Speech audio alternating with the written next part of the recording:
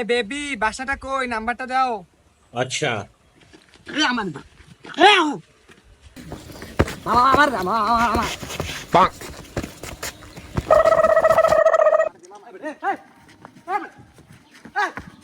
একটা পাগলামি হ্যাঁ পাগলামি শুরু হচ্ছে বেটা তোর একটা মাইক তা বেটা